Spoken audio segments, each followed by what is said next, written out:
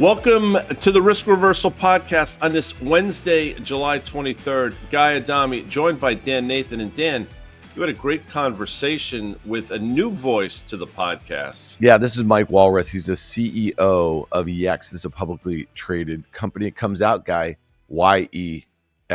I love that when you're able to actually get the symbol of your actual name. But Mike is he's really an interesting entrepreneur. He started a company called Right Media in the digital ad space. He sold it to Yahoo in 2007. He started another company called Moat, sold that to Oracle. It's not too often you see, that sort of entrepreneur, sell companies to two, I'd say, iconic tech brands. And Yext is a company they deal with. You'd call it an ad tech for all intents and purposes, and they help brands with monetization and the like. And really interesting stuff there. But what he and I got into, he took over as the Yext CEO in 2022, the year that ChatGPT came out, and navigating that transition. And we went into a whole host of different things, how chatbots have changed just the digital ad space and what he thinks is going to happen next, and how Yext is navigating what comes next. So Mike Walrath, great conversation. I could have done it for a couple hours there, Guy. A lot going on here today. We say that often just to kind of get people geeked up about what's going on in the market. But obviously there's trade stuff, there's earnings stuff. I mean, a whole host of stuff here. Where do you want to start? Well, you got to start with the trade stuff because I think that's what's dominating the landscape. And last night it was announced that the United States and Japan formalized a deal, and it's obviously got people excited. It's got the S&P basically making new highs. It's got the VIX either side of 16. It's probably stemmed the tide a little bit in terms of this gold rally. So, maybe it's assuaged some of the concerns out there, and the market's acting in kind. And you got to start there. Is that the precursor of more deals to follow, or is this a one-off? And I think that's what the market is trying to come to grips with now. Right now, the market is saying, you know what, steady as she goes, and there are no real reasons out there to be concerned. Obviously, think differently, but the market obviously is the ultimate judge and jury. Yeah, well, let's talk about that. So Japan, I think part of the headlines that I saw is that we strike deal with ally Japan, right? And you kind of remember what we came after first, or the Trump administration that came after our allies, Canada, Mexico, EU, and Japan. I think it's important to note, and I'd love to get your take on this. When you think about this, it's like, okay, 15% tariff on Japanese imports. It's definitely less than the 25% that was threatened, but it's much higher than where we were the last few years. And we just saw from GM yesterday what the 25% tariffs on automobiles is doing to their own finances, right? We heard from Stellantis last week, right? And so when you think about a 15% tariff on cars, predominantly because it's cars and car parts that we import from Japan, I mean, there's a 15% tax that is much higher than it was a year ago or 2 years ago. Now, I'm not, debating whether we should reorient global trade. I don't believe, and I know you don't believe, the idea that we are getting ripped off by all these countries. There's a lot of inner workings that go on into these relationships. But to me, it's just kind of interesting because somebody has to pay that tax. It's either the companies that are importing, it's the consumers being passed on, some combination. But at the end of the day, if you think that this is going to spur growth, a trade war that basically results in a lot of our biggest trading partners, with big tariffs on them, double-digit tariffs, somebody's got to pay, and at the end of the day, that means, I think, a drag on growth. Yeah, well, that's exactly right. Somebody's got to pay. It's that old adage, there are no free lunches, and there's clearly nothing free here. And if you listen to Treasury Secretary Bessent, I think he did an interview, and he's basically saying, the United States citizenry is not paying for this. A lot of these companies are eating it in the forms of some of their margins. And listen, that is true, I guess. We saw it with GM without question, but the question remains, is it bullish or bearish for the economy? And then subsequently, is it bullish or bearish for the stock market? And under the auspices of somebody's going to pay for it, if it's the companies, well, there's going to be margin contraction. And theoretically, if there's margin contraction, you shouldn't be paying the same multiple for those individual names. And if it's the citizenry, if it's a consumer, obviously it sort of puts a tax on them, and it, to a certain extent, impedes their ability to, buy more things. So I don't know, just again, in my opinion, other than getting rid of the uncertainty of all this one step at a time. If you look at it on the margins, it's either negative in terms of the margins for the companies or it's negative for the buying power of the consumer.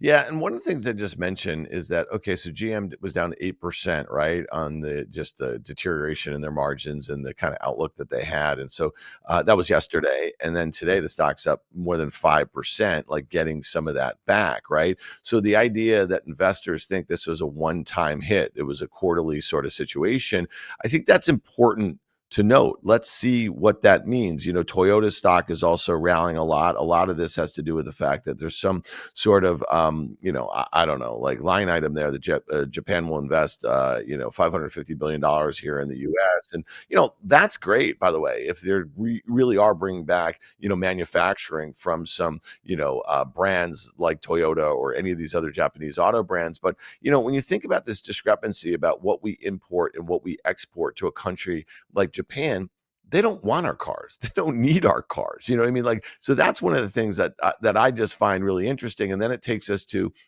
the idea that the EU is supposedly rushing to get a deal done by August 1st. They're worried about, big tariffs coming in on that. And then, we have this situation with Canada, and it seems like Carney is just not willing to play ball right now. He's been obviously one of the tougher sort of, foreign leaders, especially on the ally front. So it'll be interesting to see how these line up, Guy. I suspect as we get to closer to August 1st, you get lots of frameworks of deals, you know what I mean, which actually help kick the can down the road.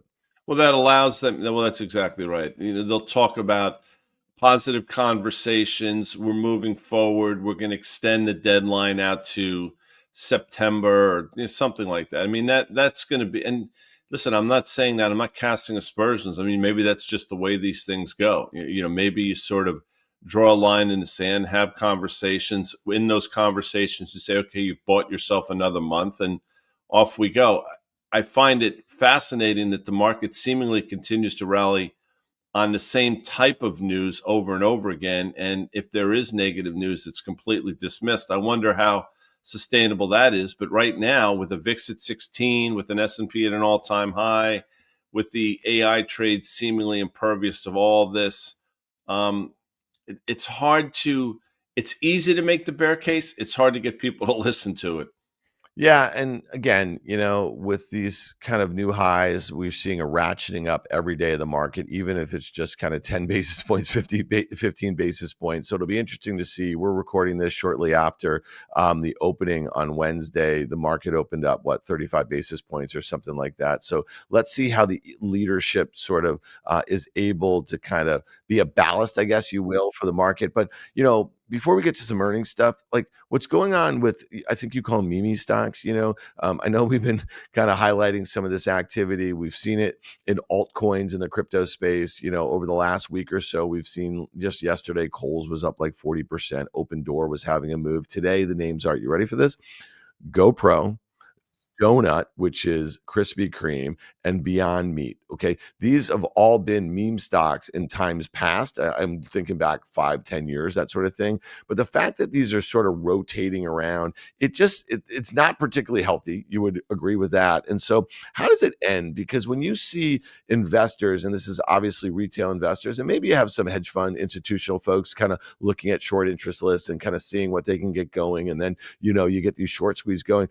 What does that mean to you? I know it's as obvious. I know we've talked about this before again and again and again. It just seems like at the all-time highs right here to see this sort of activity, it just means that investors are reaching for some of the riskiest stuff right I now. think that's right. And we've addressed that. And I'm not saying there's anything necessarily wrong with it. If it's sort of more towards this gamification of the stock market, and if you can take advantage, if individuals and or groups can take advantage of short interest to their benefit, I don't really have any issue with that whatsoever. What I do have an issue with, though, is seemingly the people feel they're not shouldn't say people, the market participants, I think, feel that they're bulletproof right now in terms of the downdraft that inevitably does come in the market. And the final sort of piece or the final chapters of these puzzles historically have been into things like this. I mean, they have different names, but we've seen this before without question.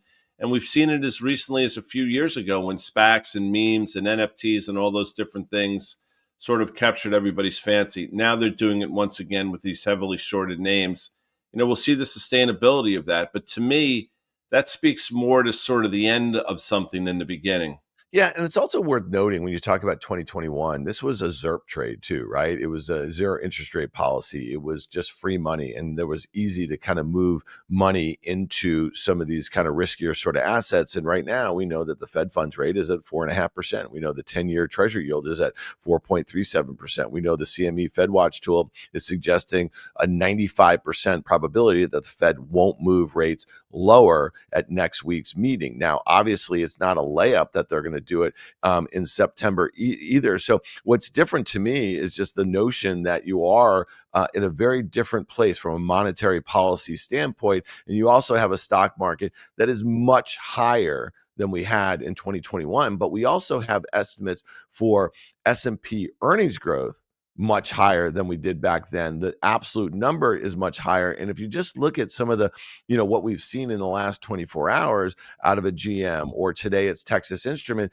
you got to wonder if that S&P 500 earnings number, which where it is right now, has the S&P trading about 23 times, which is obviously very expensive to, the last 10, 15. I understand into Texas Instruments is sort of in different businesses, and it's not it's not your brother or sister's AI chip without question, but there still should be a level of concern around some of the things that they had to say in terms of demand and in terms of the guide. And look, the AI trade is not picking up on it today, and maybe they shouldn't. Maybe I'm looking for something that's not there. But if you sort of parse through some of the words that Texas Instruments said, I do think it has some negative connotations for the health of the AI trade without question. And then you just look at Texas Instruments, the stock, and say, wait a second, it's still a big valuation. We traded up to the levels that we basically saw in November of last year, potential for a classic double top.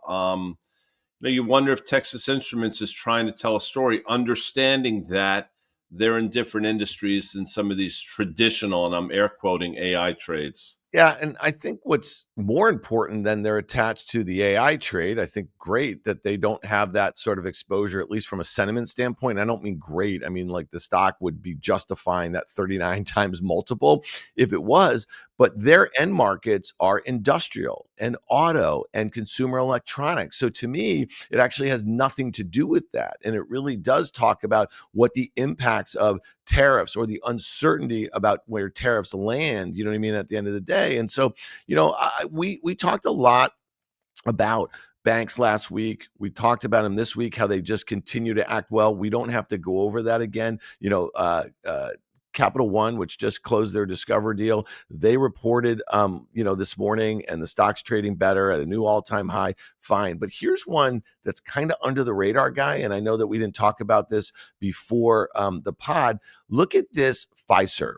Okay. This is not a small stock. This is in the financial tech space. Okay. This stock is down 21% right now based on the outlook that they gave. And I just think that it's important as we get into the meat of earnings over the next week or so, that we're kind of giving some of this stuff, a little bit more of a touch than we might. And, all right, fine. Texas Instruments not on the tip of your tongue when you think about semis. Fiserv in the fintech space is not on the tip of your tongue, but this is a $72 billion market cap company that's down 21% as we speak right now. And you could say, hey, listen, tonight we have Tesla earnings and Tesla could be up 21%, or, and that's a $1 trillion market cap company, or Google is going to beat and raise, and all those concerned about cloud growth and, the negative impacts on, search ad revenue and stuff like that. Maybe it's all going to cancel each other's out. But I want to look under the surface here, and I want to look at some of these names that are not as sexy and the way that they're trading, because I think that might be more indicative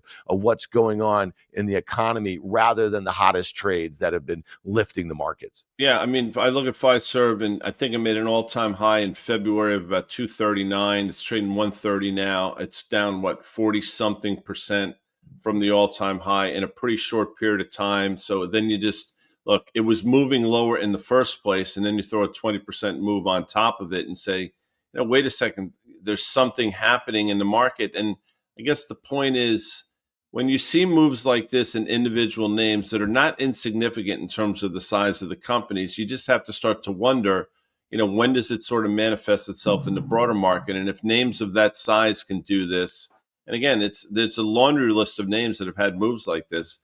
Why isn't the broader market sort of acting in kind, and why has that seemingly been inoculated or insulated from some of these individual moves? I would submit, it's just a matter of time before all this catches up. But it's hard to make that argument right now when, again, the S&P does the grind each and every day. Yeah, before we get to the conversation with Mike Walrath, just real quickly, after the close, Tesla tonight, 6.5% implied move. And I think it's worth noting that, yes, the Q2 deliveries were disappointing. We got those a few weeks ago, right? And I think that was the expectation. And you and I have been on this side of the trade as far as Tesla, is that the news has been so bad. The fundamentals in their core business have been so bad. Into these sorts of events, we have not thought the stock has been a good press, right? Because the sentiment is already bad. We already know, right? The fundamentals are going to be bad. They're probably going to have a big earnings miss. They're probably going to say, don't look here at the EVs, look at Robotaxi and Optimus and all this other stuff. And so to me, you look at the stock where it is at 333, obviously it's down considerably from, the 52-week highs, and it's been a series of lower highs and really lower lows. It's trying to find, some sort of situation here. But this is not only, when you think about in the tariff situation, Elon Musk has gone back and forth of what, tariffs mean, for the auto space specifically as it relates to China. But when you see a Japanese trade deal, I don't think this is bullish for Tesla when you see these sorts of deals. So it'll be interesting to see what Elon Musk has to say. This is the first time we're going to hear from him since he left Doge. There's also headlines that the government, is looking to kind of look at other sources as it relates to some of the contracts with SpaceX. So it'll be interesting to see what Elon has to say. I mean, honestly, I can't wait to hear this conference call, because it's either going to be Elon not all fired up, or Elon very fired up, and it'll basically, I think, have something to do with the results that they issue. Thoughts on what it means relative to what we've seen with these Japanese tariffs, not just Japan. We're going to hear South Korea. Yeah, I mean, I don't think it helps Tesla, but I don't know necessarily if it, I think I think it's probably, a marginal negative, but I don't necessarily know if it's going to derail the story. Look, I think where I feel about the company. I think I obviously know how you feel about it. People say that I'm missing the boat. It's not about traditional auto. That's sort of a lost leader, and you got to look at robotics and full self-drive and robo taxis and all those things, which sort of the next gen of the company. And $1 trillion, it's probably 50-60% too cheap in some people's view, and for other people, they think this is a $4 or $5 trillion company. We'll see. What I will tell you technically, I mean, we have a pretty interesting formation starting. The all-time high from December, you're in that downtrend. The flip side of the coin is you're in an uptrend basically from the lows in April. You have this pennant formation. Each day you can see the ranges get smaller and smaller, and something's going to give, and it's probably going to give in the form of this earnings release. And I will tell you, as much as it is about the numbers, I think, to your point, the Q&A and what comes out of it, I think could be market moving more so than we've seen before with Tesla. Yeah. And so, broadening this out, last name we're going to hit here is Google. Reports after the close, 5.5% implied move. And, it's worth noting, Guy, that, the NASDAQ is up. Well, the NASDAQ 100 is up nearly 10% on the year. It's obviously up a whole heck of a lot more from those April lows. And, when you think about this concentration of these largest names, the top 10 names in that NDX make up 50% of the weight. I'm looking at Apple, which is down on the year. I'm looking at Amazon, that's up a few percent on the year. I'm looking at Google, that's up literally like 1.5% on the year, and Tesla down 17% on the year. So the Mag 7 is really, for the most part, underperforming. Yeah, you have NVIDIA up 24%. We all expect that. Microsoft's up 20%, and you have Meta that's up 26% on the year. So my question to you is that Google, we know there's a lot of Google-specific things there. It's GC growth, it's CapEx that they're spending. It's like how Gemini is performing relative to a bunch of these other large language models, and what their ability to kind of integrate them into their products and services. And then what are the headwinds to, add growth as it relates to search. Is this market moving? Do you think that people will extrapolate, investors will extrapolate what they have to say on cloud growth, on digital ad growth, and on CapEx growth to some of these other hyperscalers? What I'll tell you is if they beat and raise, it'll be market moving. If they say something disappointing, it will not, because that's the market that we find ourselves in. I think, to me, Google is somewhat Google specific. I think you can make some observations and then you can make some determinations based on their search business. And if then you want to sort of say, okay, what it means for Facebook and some of these other names going forward, I guess. But I think what's happening with Google is mostly Google specific. I think we know that I think Gemini is going to surprise people in a good way. I don't think YouTube is going to surprise people because I think we've come to realize the gem that YouTube is. But it does come down to search and, what is, is AI working for Google or is it working against Google? And there are a lot of people that think, Google is sort of facing this existential situation in the form of AI. There are other people that think, they will figure it out, embrace it, and it's too valuable a property. What I will tell you is, and we'll talk about this on some of our other shows, the technical formation is somewhat ominous in terms of this head and shoulders pattern. Now, close above 195, all bets are off to the upside. I think it probably takes out that 207 level. But if they say something that disappoints and you have a stock that starts to drift down to the mid 180s, you got to be really careful on the long side for Google. Yeah, I guess a good example of that is Netflix that reported Thursday after the close. It's barely seen an uptick, right, since that report. And the report was good. The guidance was a little lukewarm. And the stock is now down, 11% from those prior all-time highs made just a few weeks ago and down 7% or so since they reported. So you can be stock specific, you know what I mean? And I think that's what we said about Texan. And maybe that's the story with Fiserv and that's the story with Netflix. So, you don't have to be market moving to see your stock underperform if you can't kind of give the guidance that expectations are set at. So that's just my 2 cents. All right, should we get out of here, Guy? Mm-hmm. Okay. Bill's laughing. I don't know why you're laughing. I mean, all right, let's get out of here, Guy. Stick around for my conversation with Mike Walrath, CEO of Yext.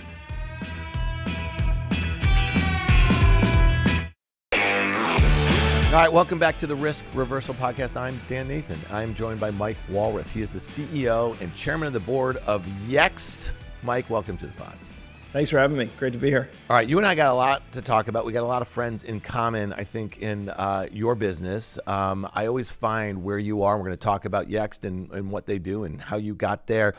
You guys are really at the forefront of some of the biggest sort of changes that are going on in digital media and publishing and the like. And I think some of the use cases as it relates to generative AI are being kind of borne out right now in your industry and your company in particular. I also want to hit your entrepreneurial journey because you have built and sold 2 companies to iconic tech brands or companies, if you will, one of them being Yahoo and the other being Oracle. And really maybe the transition from being, a private market founder, CEO to now running and being the CEO for the last few years of a public company. So all interesting stuff to me. Let's start a little bit with that background, Mike. It seems like, people throw around that serial entrepreneur sort of story, but how did you get involved in founding companies? And let's talk about kind of a little bit how you found yourself in the arms of, a publicly traded company. And I'm just curious to hear a little bit about that. I'll try to nutshell it. And I think there's like sort of a thread that weaves through it that is worth getting into. It was not the expected plan. So I grew up in a small town in Connecticut. I was an English major in college. My father was a school social worker. My mom stayed at home with us. Business talk, Wall Street Journal, there was none of that around our house. There was lots of amazing things in my childhood, but it was just not, it was never even on the sort of something we talked about. I always expected that I would get an English degree, probably become a teacher, probably maybe someday I'd write a book or something like that. And that was kind of I went to University of Richmond. I got an English degree. I was totally unemployable. When I was bartending, I became a personal trainer, sort of your typical entrepreneur journey, right? Nothing made any sense. Did a little stint in a boiler room in New York City, cold calling dentists and, trying to sell them, small cap IPOs. That was the worst job I ever had, but made every other job easy after that. And then somewhere around 1999, I got hired to go work at DoubleClick. I sold ads at DoubleClick. Along the way, I figured out that the way we bought and sold advertising was pretty inefficient. Started a company that became the first digital ad exchange called Right Media. That was kind of right time, right place, right idea. 2003 to 2007, sold that to Yahoo right before the sort of financial world melted down. And then did a stint at Yahoo where I ran the advertising marketplaces business. So kind of the display markets and the search markets. And that was a huge learning curve and really, really interesting. So I went from like kind of 0 to 1 founder to like large company, lots of bureaucracy, 3,000 or 4,000 people who work for me, and trying to figure out how to execute in an environment, by the way, where we're just getting our ass handed to us every day by Google. All right. Interestingly. All right. So let's take a step back because I've been following tech for nearly 30 years now. I was a bull market baby while you were trying to sell small cap, IPOs to little old ladies and dentists. I was like one of those monkeys just like chasing publicly traded stocks all over the place, buying them, selling them, all that sort of stuff at a hedge fund. But I remember when Yahoo bought Right Media. I remember when Google bought DoubleClick. I also remember on 21st and Broadway where there was a big sign that said, "Welcome to digital Silicon Alley." Something like that. It says, by DoubleClick. I remember when that huge Yahoo sign was in down Times Square. Yeah. Yeah. So all that stuff is interesting to me. And even in 2007 or 8, remember Microsoft, I know you remember this, tried to buy Yahoo for like $48 billion. And think about this, that Verizon just sold to Apollo, Yahoo and AOL. And obviously there were some pieces that went away for like $5 billion or something like that. It's really crazy to think about, right? Well, and I was, so I happen to be right in the middle of all that. So basically, we signed the deal in April of 2007. We closed in July of 2007. Terry Semel, who was the CEO of Yahoo, stepped down like a month later. Jerry Yang, who is a great friend and has always been a great friend, took over as, I think, kind of begrudgingly as the CEO. And it was just, that time, like Google was eating everybody's lunch. We'd gone from sort of, there was a search, there were a few players to Google was going to eat everything. Microsoft was spending ungodly amounts of money for the time trying to just catch up. And I think they saw that Yahoo gave them a fighting chance. And I think they made a really strong offer for the business. And for lots of reasons, I was kind of in the I'd say the second ring of that sort of discussion. So I was certainly not in the boardroom or anything like that, but I was on the kind of leadership team of the company that had to figure out how we executed through that whole environment.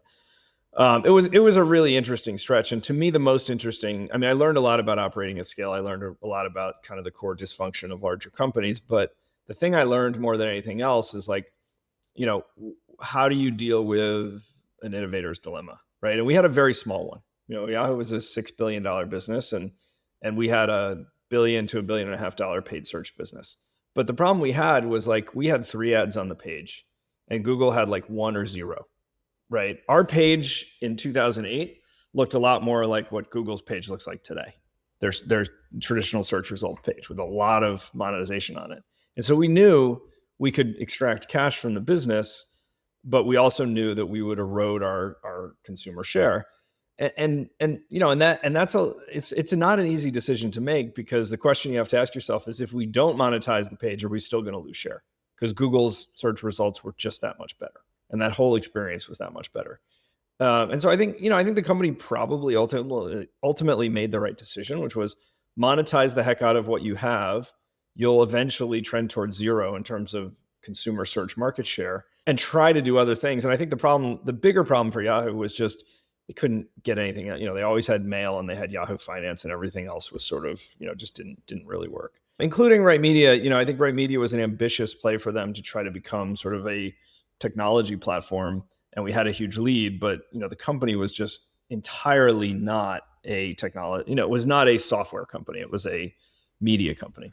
Well, it's interesting. Nearly 20 years later, Yahoo still has mail. They still have finance, and they still have sports. And those seem to be great, great businesses. I know you probably know Jim Lanzone pretty well. I've gotten to know him over the last few years. Great operator. Really excited to see what they do there, because I think it's one of those brands that's probably a little bit of a sleeping giant, and also one of those brands, and we want to get into Yext, and probably one of the ones that are able to kind of, I don't know, resurrect certain parts of the business that maybe were underappreciated using some generative AI technology. I want to talk about search engines versus answer engines a little bit. But let's dig in a little bit about Yext, what the mission is, what it was when you came on as CEO, and how quickly things are changing over the last few years and where you see them going a little bit. It relates actually in a funny way to that discussion about the innovator's dilemma. The history, the brief history is, as I was kind of working my way out of Yahoo in late 2009, I had met Brian Distelberger and Howard Lerman. So Howard was the CEO and Brian was the president of Yext. And they had, I had met them when the business was something entirely different. It was a pay-per-call marketing service. Neat little business, automatically recording and transcripting phone calls, like super early on the like voice to text stuff, but not scalable. And they recognized it, and they sold that business to IAC, and they started a business, which, I was part of, because by virtue of becoming an investor in the company and ultimately becoming chairman of the company, which was much more of a traditional software business. The key thing that they realized was that the mobile device was going to make the entire search and find experience fragment. So we went from sort of, 1999, you have Alta Vista and Overture and Yahoo and Google and a little bit of Bing coming up and things like that, and a few others, right? And that's how people found stuff. You fast forward 10 years, Google had eaten most of that. Yahoo and Bing were trying to play. But you had this unbelievable fragmentation event, which was basically Steve Jobs walks out, he introduces the iPhone, and all of a sudden I have apps on my phone, and every one of those apps is geo-aware, right? And so every app becomes this kind of geo-aware directory. And it creates this huge problem for marketers, which is, in a world where consumers are going everywhere to find information about my brand, how do I make sure that I'm front and center? And so it's that highly complex, fragmented marketplace that really created the company that's at the core of Yext. And so what we addressed that market by building a really smart structured data system that then was connected to hundreds of these endpoints, so that we could basically push updated data to all the endpoints, including Google and Yahoo and Bing and Facebook and other places like that, but also lots of smaller apps or web experiences. And that was something that in 2009, 2010, 2011, every CMO and every CEO in the world was worried about. Well, how do I manage this complexity? How do I make sure that I'm visible in all the places where traffic is going to come to my web experiences? And it kind of, the company took off like a rocket through the IPO in 2017, but there was this sort of thing happening underneath the surface that was, not the best trend for Yext. So going back to the point that you made about 2011 and brands and publishers and kind of getting there, at the forefront, right? It seems like we're in a similar spot right now. If you think about what's happened to, let's say, SEO models over the last couple of years with these, chatbots and stuff like that. Just describe a little bit how you see that from where you sit, assuming that a lot of the business model is not too different than what you just described and the way in you work with clients and the like here, or just give me a sense of like how that's changed, I guess, in the 10 years from 2011 to what you just described and took over as a CEO, and now this transition that we're having, which is probably more significant than it was 15 years ago. Yeah, totally. So for Yext, there were two things that created real challenges for the business. The first of those was the more of the search and find and explore experience that Google ate, the less important it felt. And I'm going to say felt, not was, but the less important it felt to manage all of this data elsewhere. And so this gets into some pretty wonky like SEO type stuff, but the big debate from, let's call it 2015 to, it still goes on today, is in a world where Google controls 92% of the questions asked, right? Does it matter if your information is correct anywhere else, as long as you have it correct in Google? We know for a fact, and we've always known, that it really matters, because even if the consumer is going to Google, Google's going everywhere else. And one of the strongest signals that they have of high quality data is that there are replicates of this data elsewhere, right? Citation building, it's sort of SEO 101. But as I said, two things happened. One thing was just the perceived value of massive distribution of really high quality business authoritative data. It just became less important in a world where Google was 92% of the questions asked. The second thing that happened was ZERP. And so we were sort of struggling to convince our customers that there was, the same value in this really complex distribution engine for data. And at the same time, 1 million small competitors were heavily funded with a kind of, hey, like, we'll give you a lightweight version of this where you are only updating 3 or 4 things.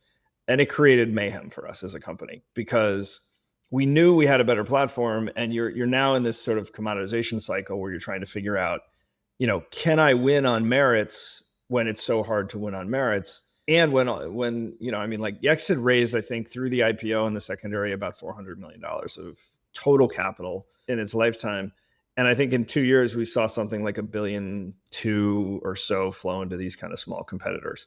And so that, like, it sort of brings the story to, like, you have this kind of fundamental, value headwind in the business heading into 18, 19, 20, 21. Then you get this, like, unbelievable rush of lost leading competitors. And as a public company, it's a brutal environment. And so, what Howard and team did, and it's easy to knock this in hindsight, was they pivoted the business pretty aggressively towards what they felt were stronger markets with better TAMs and better opportunities. And unfortunately, those pivots just didn't work out. So if they did work out, I wouldn't be talking to you today as the CEO of Yext. And I think the story of Yext would be, the amazing pivot away from a business that was the core business that was struggling. We're going to hit that one sec, but you just used the expression ZERP, and it's funny because for the those who don't know what it is, the zero interest rate policy, and that's something obviously we got to after the financial crisis. We got to it during COVID, and the whole idea is that money got really cheap, right? You could borrow and you could do a lot of dumb things if you wanted to do dumb things with a business. But just to make anyone feel better who didn't understand what ZERP is, I was listening to the BG2, that's Brad Gerstner and Bill Gurley podcast. I think it was a couple weeks ago, and they had the LaFont brothers from Cotu on, and one of the brothers used the term ZERP, and the other one was like in his French accent. He's like, "What does that mean?" or something like that. So I just want to be really clear on that. If you heard Mike say ZERP, you didn't know what it meant, you're in good company. So don't worry about that. But a lot of what you just said is so interesting, because a lot of those same dilemmas for business models of companies that you do business with, or your clients, or maybe some of your competitors, are facing some of the similar issues right now with generative AI and search. But let's talk about that point. You wouldn't have been the CEO if those things had worked out. So you go in there, you're given this mandate. What are some of the first things that you kind of set out to change, and based on the landscape in which you saw at that moment too? Yeah. And so I'm always careful with this, because, like, it sounds like a lot of criticism when when you sort of look back and say, okay, here are the mistakes that we made as a company, right? First of all, I was the chairman of the board for 12 years, right? So these mistakes are all my mistakes, right? So I want to be really clear about that. The second is, like, in this environment, there were several things that were driving, I think, a market, and as a public company, you almost can't help but be swept along. So the first thing was, and we, from 2020, let's say, to 2019 to 22, nobody cared about efficiency. Nobody cared about profitability. They only cared about your growth rate. And we had this again, I'll say ZERP again, right? Because it was driving money into the market, free money, easy money, right? And so, it was comical, right? If you were a software company growing less than 30% per year at scale, you were considered like a slow grower, right? I think today, I'm not sure there's any software company growing over 30%. Maybe Palantir is like right around 30%. And in pure play software, SaaS, right? Figma's at 45 or something like that, with a bunch of wacky made up net retention metrics. But that's a different discussion. So I think that those things drove these decisions, which were, we need a growth engine. Our core business is challenged. It's commoditizing. The tailwinds we had, which was a fragmented consumer search experience, are going away and dissipating. And so we're going to do a bunch of different things. The first was, we're going to lean heavily into anything we can do. So we over invested in a growth that just frankly wasn't there. And then we made a huge bet on this enterprise search product, which I think was a really good product and had really interesting use cases for our kind of local marketer customers, but it wasn't nearly as broad an application. And by the way, and a lot of ships have crashed on the rocks of enterprise search. Like, there's really well-funded companies today that I think are struggling to find the product market fit in that space, because as it turns out, as much as everybody tells you they can't find anything in the enterprise, paying a lot of money to find things in the enterprise is not necessarily what people are interested in doing. So that kind of all led to, I would say, sort of the crisis of mid to late 21, as we saw, sort of the market started to break, inflation was going up, money was harder to come by. And I think in a lot of ways, like the management team at Yext, which was just loaded with talented people, had been through this kind of 3-year cycle of like, look, we've tried everything and it's not working. And I think you hit a point at some point where you lose, I don't know if it's confidence or interest or just like the desire to like keep running into a wall that, isn't breaking. And so, Howard and I started to have this conversation kind of middle of 21. He's a brilliant entrepreneur. He is really, he's got a really cool startup that he's doing now. And he's very much a kind of 0 to 1, build something awesome product type entrepreneur. And I think in a lot of ways, the last few years of being a public company CEO, just of a struggling business, just kind of tormented him. And so I did the only thing that like was reasonable, which was I hired Heidrick & Struggles to find a CEO, because there was, in my mind, no way I was going to step in. But I needed to step in for a little bit. And so I did. And I think what I began to realize, and I very much underestimated the challenges that were coming, was that there was this sort of really core kernel of goodness in the business. And that eventually, and this was, we had this theory that AI was going to change the way people found things, and that would eventually bring about a shift that would look like the mobile fragmentation, but way bigger, and way more permanent likely than this kind of, than the one that we saw from, say, 2009 to 2012. Now, I completely underestimated the challenges with interest rates and inflation. And I took over on March 9th of 2022, I think 1 week before the first interest rate hike. And like at that time, it was still just basically like religion that software trades for 10 times revenue, right? And so I'm looking at our business and going, hey, we're trading for like 1.5 times revenue. This is going to be a really easy, 5X. It turns out nothing about it's been easy. And I think most of our peer software companies now trade for about 2 times revenue. So the world has changed a lot. Yeah, you just mentioned Palantir, though. Even in this rate environment, trades at 90 times sales, by the way. And those sales are growing, let's say, 35% a year off of a $4 billion revenue base. I mean, I know you've been around a while. I mean, to me, this seems like the dumbest stock I've ever seen. And I started in the late 90s. And yes, they are profitable and this and that. But I'm not asking for your opinion on that. But there's still some very weird shit going on in the public markets. And I think to your point is like, there are businesses like yours, and I've taken a look at it. And we're not going to talk about, too much of the specifics. But this is a good business and you guys are well positioned. And from the moment that you came on, you kind of hit the perfect sort of time to kind of change strategy a little bit, especially with an eye towards some of this new tech. And so you mentioned enterprise search a couple times. And, you started out by saying, as far as like what your kind of core competency is, working with structured data, right? So let's talk a little bit about that, because a lot of companies have a lot of structured data, but they don't really, and I guess this is the promise of generative AI, is that you're going to have a lot of these different co-pilots or agents. They're going to work behind the curtains and they're going to help you get more out of this, right? So talk to me a little bit about that and how you work with customers specifically on those two fronts. Yeah. So there's a lot to unpack here. I think the I'd start here. What's happening right now is hard for I think a lot of people is putting a lot of things that we really felt would always be true, or is calling them into question. So one of those things, and we've seen this Cloudflare thing where they're going to put a toll booth on, and that is a good idea or a bad idea depending on sort of your business model, right?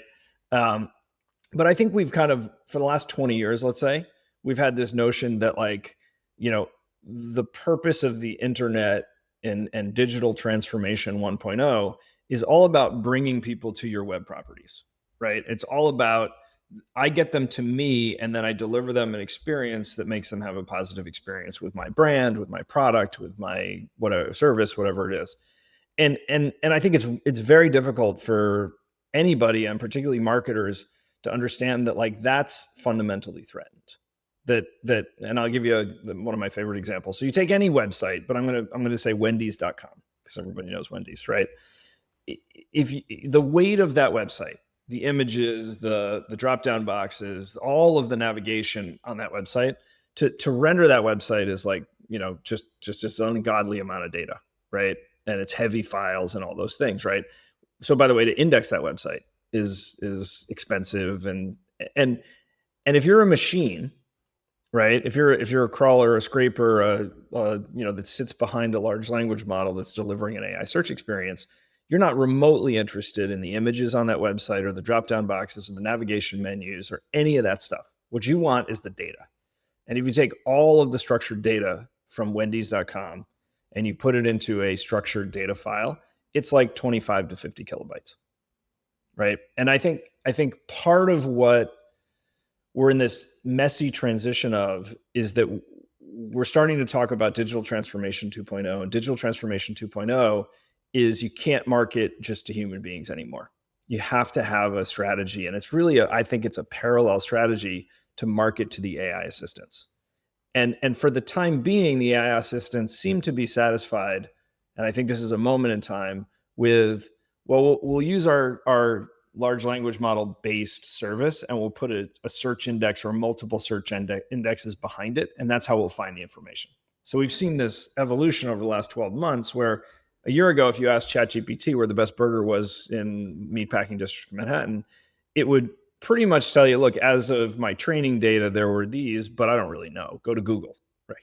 It will not do that today, right? It has Bing or Google or some other, sort of structured data index behind their conversational application that is identifying that, hey, this is where the best burger in Manhattan is according to all of the data that I can gather. And that will just continue. And I think one of the things that marketers really have to get ready for is that you are going to have to distribute your data very differently in a world where the AI agents don't necessarily want to suck down all of your heavyweight website in order to find out what's the nutritional information of that flurry, because that's what the consumer is going to ask.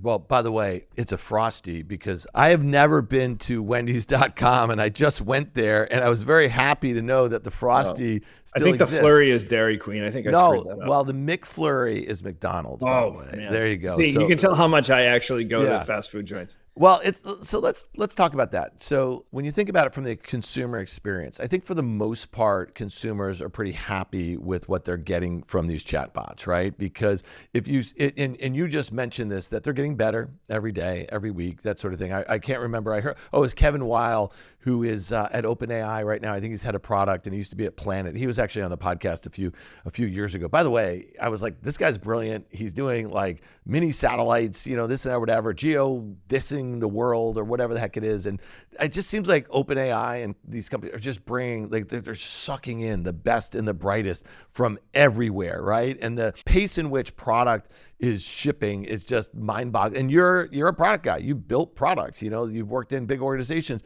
And I'd love to get a sense for that in a second about what you're seeing in and around these talent wars. But, and Kevin said, is you'll never have a worse experience than the one that you're having today, which is pretty fascinating, because I don't think anybody said that about Google or has said that about Google in a very long time, right? And so trust is a big issue. Every day, the more I trust these things, and I use them all day long, okay? I haven't used it yet in our conversation, but like oftentimes if I'm doing a podcast or I'm doing my show on CNBC and I hear something else that maybe one of the panelists says or a guest says, I'll go there and I'll ask it that question and figure out. Now, more and more, I'm not clicking through to the citation. So if I'm not clicking through to the citation, I'm not going to the website and somebody's not getting paid. So tell me a little bit about that experience, because isn't this the big disruption? And Google, because they have 90% share, they're the ones that are going to most be disrupted if this trend continues and Google is not able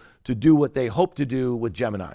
Okay, so yeah, there's a lot there. So first thing is whether or not you're happy with this kind of zero-click world really depends on your business model, right? So if you sell burgers, right? If you sell shoes, if you sell life insurance, right? If you sell a product and the primary reason why your website exists is to sell a product, you don't care. You may think you care, but you ultimately don't care, right? Because if you don't have to maintain a big, heavy, expensive website all the time to sell your product, if the AI agent is conversing with me the way that, my assistant converses with me, what would you like for lunch? Right? I say, I'd like to have this for lunch. And then the lunch shows up, right? Through DoorDash or through some other mechanism. And the companies that I'm buying lunch from, they don't care that I didn't go to their website, that it was done through DoorDash or Uber Eats or OpenAI, right? And so the companies who care a lot and are going to make a lot of noise about this are the companies that are ad supported, because they need the click. They need the traffic to come through to their website in order for them to plaster it with ads and deliver that, sort of content with the ad supported content. So I don't know how that's going to play out, but I think that's at the core of this kind of Cloudflare thing.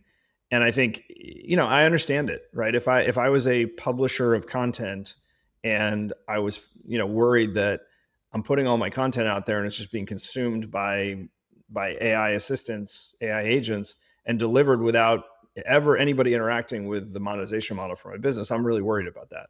But if I sell stuff, I don't care. Yeah, I'm thinking that maybe Matthew Prince, Joe Marchese, and Mike Walrath, this is a panel. We got to do this somewhere. Yeah. Let's go back to this one issue of, okay, so if you need people to come through in the clicks, but the agents are talking to each other, isn't DoorDash's agent versus Uber Eats agent, aren't they going to have to pay for placement, which is not too different than, let's say, the Google model right now? Because like, how does your agent know who to interact with, right? And that's some of the stuff that I think a lot. And by the way, how soon will it be when you trust agents? You know what I'm saying? Because I remember when we were hesitant to put our credit card on the internet, you know what I mean? Like, I feel like this is such another layer of trust, you know what I mean? So I'm taking the over on agents doing a lot of stuff for us. Yeah, I would take the under, mainly because I think of how fast it's moving. So I think we've gone from like talking to a large language model, half the reason why you did it, whether it's ChatGPT or Grok or Perplexity, was to see what kind of ridiculous shit it would say. So you could be like, look at this thing, like it says the sky is purple, right? I think the error rate and the hallucination rate is dropping so fast that we'll get to trust pretty quickly. One thing we seriously underestimate is the importance of memory and context in these things, right? So the reason why I can text my wife, who is a restaurant entrepreneur and has 5 restaurants, and I can say, hey, can you grab me lunch? That's the end of our conversation, right? It's not because she has, she knows exactly. I mean, it is because she knows exactly what I want, right? She knows what I eat. She knows what I want to eat. If I don't have time to say it and I just ask her to get me lunch, she's going to bring me something that I'm pretty happy eating. She's not going to bring me a Big Mac and a milkshake from McDonald's, which is something that I don't eat, right? Those things are delicious, but I don't feel good when I eat them. And so I think that's one of the things we're really underestimating. And so this whole idea of like, do we trust it and is the experience going to get better? The answer to both of those things will become yes, simply because it's going to know more about us than any kind of experience I can navigate to, right? So, and what this does is this blows out the amount of search that we're going to see. Because these are no longer like, you and I, we grew up, we learned how to speak search. Best burger near me, 11954. Like we literally would put zip codes into the search bar because we knew that would give us better results, right? Our kids Our kids, their generation, they're not going to do that, right? They're going to speak English to, I mean, I've been talking to ChatGPT in the car. It's a weird experience, right?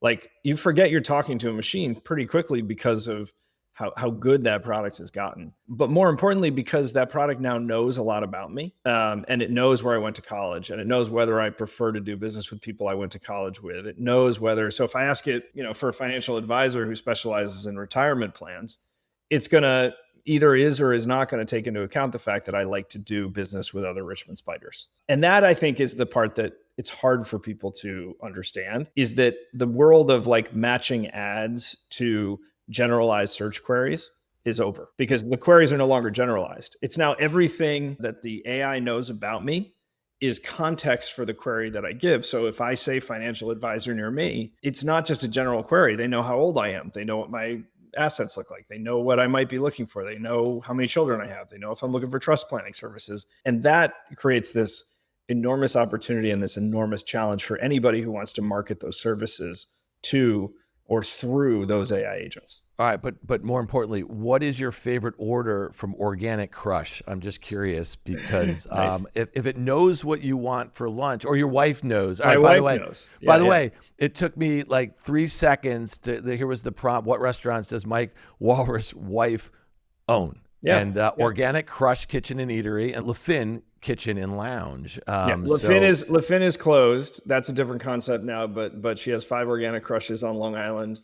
100% organic, healthy food, amazing. I strongly urge anybody who's in the area to try these things out. Shout out to Michelle. Okay, very go. cool. Let's talk a little bit about browser wars. So going back to, if we want to go back 27 years, it's interesting, obviously you remember Microsoft and Internet Explorer and the non-competitiveness and all that sort of stuff. And what's interesting to me about that, as you know really well, Microsoft got really distracted. They missed the kind of internet sort of expansion in Web 2.0, right? And they kind of missed mobile, and they missed a whole host of things. And this is maybe one of the reasons why they've spent $200 billion in the last 2 years to build out AI infrastructure, data centers and the like, and the investments in OpenAI.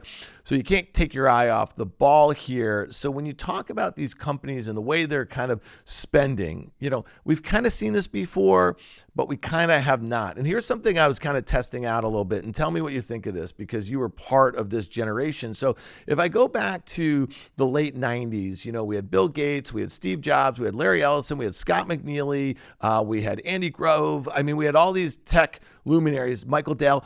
They're kind of all working together. They were kind of like frenemies for all intents and purposes. They realized the moment that they were in and the sort of shared vision they probably had for an internet, mobile, everything enabled world, first desktop and then, all that sort of stuff. Now, if I look around, Musk hates Sam Altman and Zuck. Zuck hates the two of them. Satya hates he's going to hate Sam Altman soon. The list goes on. Tim Cook hates that he mixed generative AI. Everybody's going to hate Perplexity and that sort of thing. So talk to me a little bit about you coming up in this kind of internet 1.0 world into 2.0, right? Where it did seem like the competition was fierce, but right, and they all kind of needed each other for the whole thing to work. But now it feels like every single one of these companies are not dependent on the other. The way that they are going vertical, the way that they're going horizontal, the moats and the money, the monopolies, the managements, all those sorts of things. It seems like the competition is something where everybody wants it to be a winner take all. Just is that a stupid way to think about things? And what do you think like the risks are of that? Well, I actually don't think any of those people think it's a winner take all. I think what's driving all of this investment, this extraordinary CapEx and this extraordinary OpEx, and these crazy, these sort of how fast can I do a non-acquisition for billions of dollars to get the talent into the organization to subvert the sort of regulatory environment. I think all these things to me are symptoms of the fact that everybody knows it's not going to be zero sum, right? And that it's a game of kings. And that when it comes to controlling the consumer's experience with AI, there is going to be huge value attached to owning a piece of that market. And that's what they're fighting for, pieces of that market, right? Who owns how much of it, I think. I mean, look at, a simple way to think about this is that today, Google with 90% market share of traditional search, has about $200 billion of very, very high margin revenue coming from that business, right? So each point of consumer share, very simply and oversimply stated, is worth a couple $1 billion a year, right? This takes me back to a comment you said before about what Kevin Wheel said about like the experience will never be worse.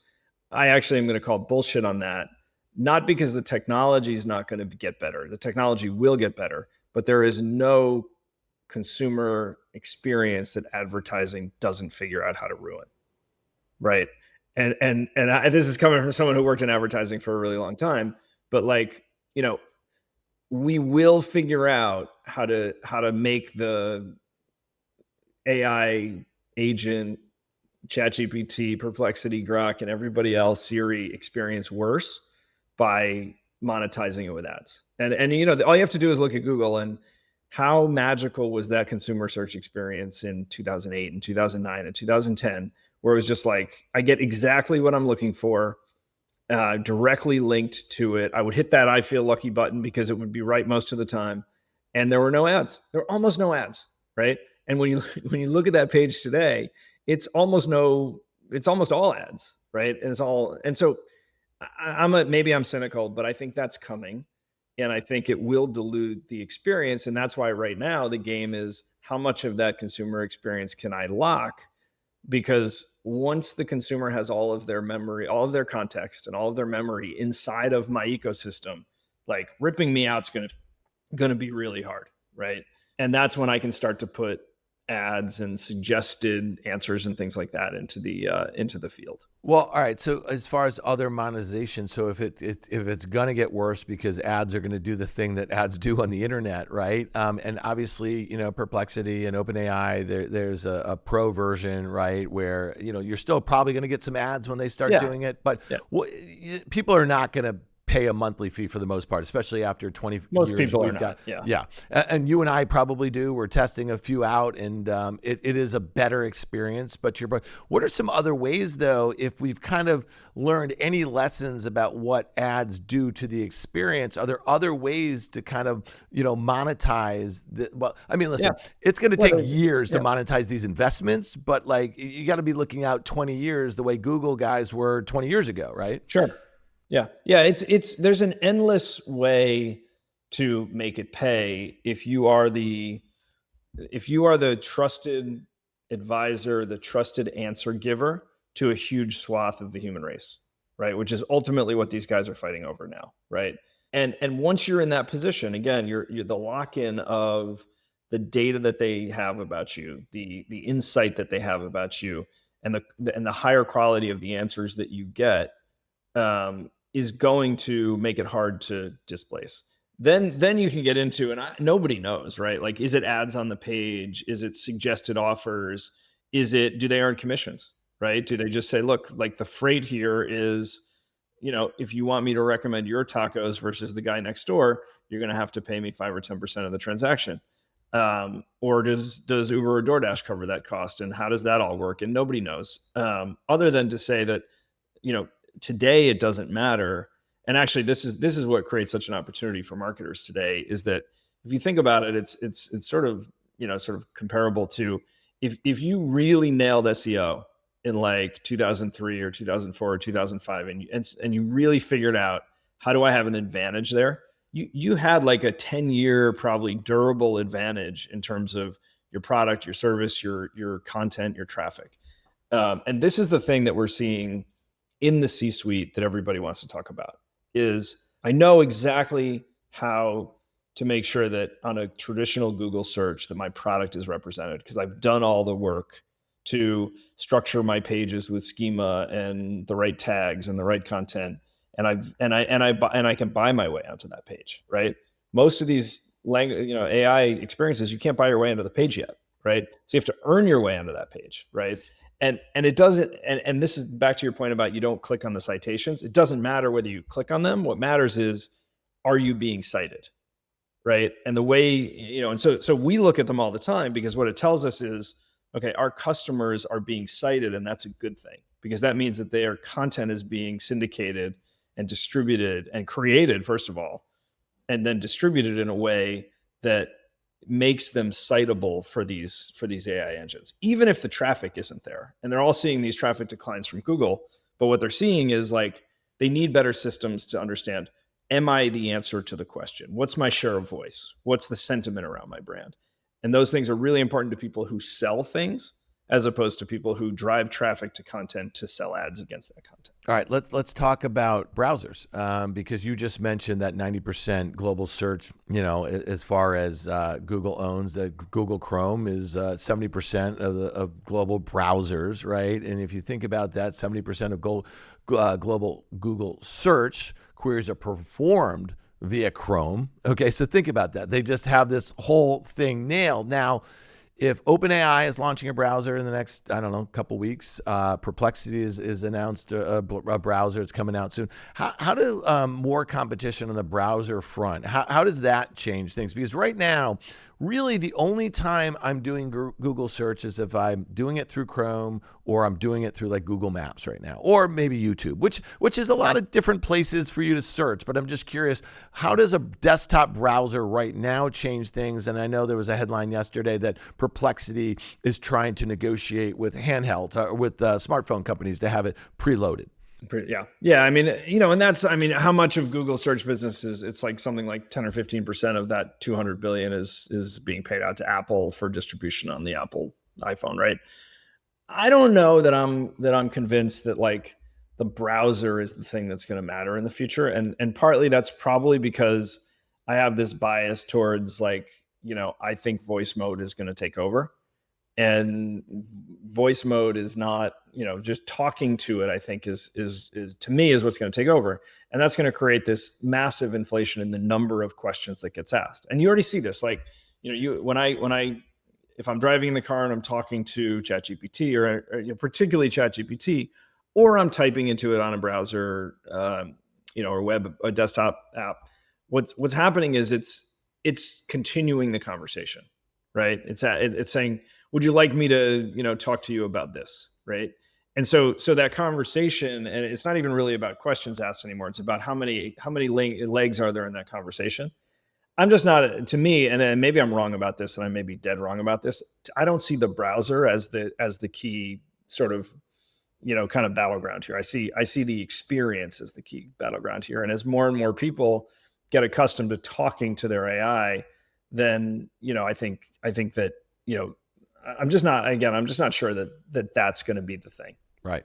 All right. Last question. I could do this all day long, as you can tell here, and so I hope we do it again really soon. Let's bring it back to Yext. Okay, so we covered a lot of ground here. We covered, over the last 25 years, how this kind of the growth of this sort of behavior, right, from both a customer standpoint or consumer standpoint, and obviously enterprise standpoint. And we talked about co-pilots and agents and browsers and search behavior.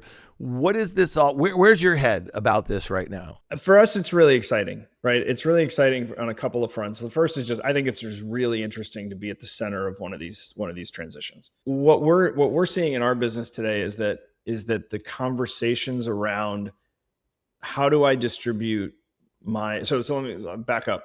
None of these systems see any difference between a photograph, a set of text, social media post, a comment on a social media post, or like hardcore structured data it's all data, right?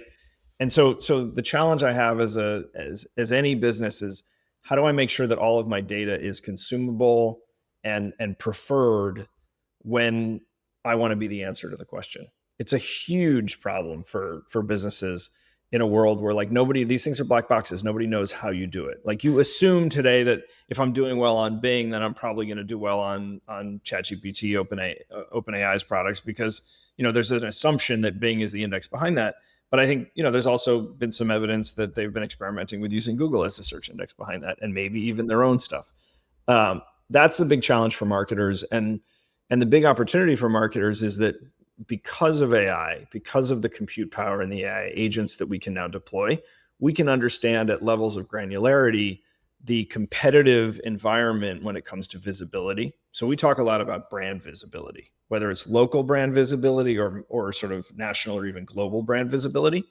What we've never been able to do until very recently is understand at a level of, is understand at a level of granularity, what is it that's making your business visible or not visible across all these different experiences? And that's going to change a ton. And so you need to stay on top of it.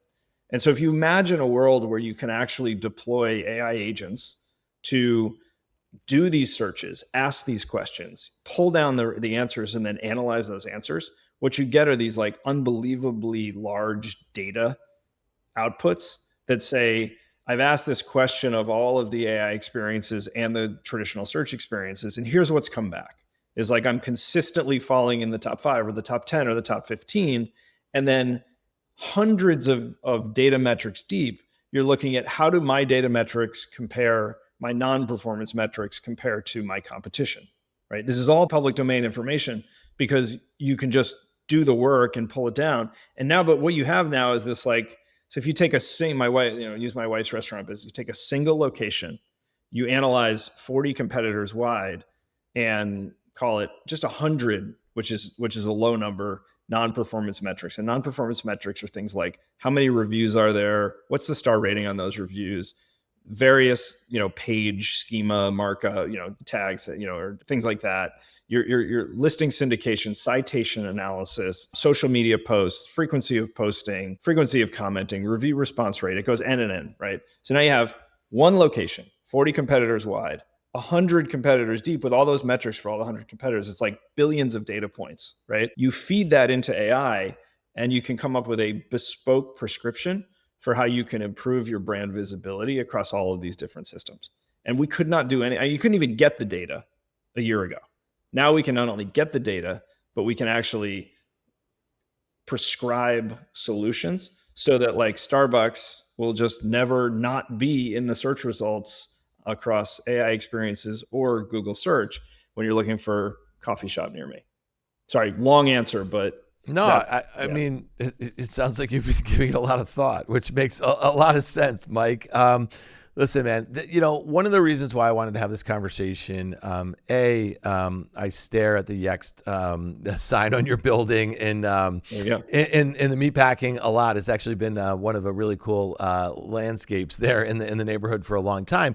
But also, we're trying to continue to find disruption in use cases and give real world examples. And I think you did that on a bunch of different levels here today, and just the pace in which things are changing and, your timing of going to Yext and the business model that they had and what you've kind of transformed it in is pretty interesting too. So I really hope we can continue to have this conversation. I learned a lot and I really appreciate you being here. Well, let's have that panel. We'll host it at our offices. If those guys are willing to come or whoever else you want to get, we'll do it. You walk across the street and we'll host it there. It'll be by the way, Joe is a great friend and he's a great fan of the pod, not just because he comes on it, but he's listening, Joe. So let's get this thing together. Let's do it at Casa Comos maybe too. All right, Mike, thanks so much for being here. Thanks for having me. It's great chatting.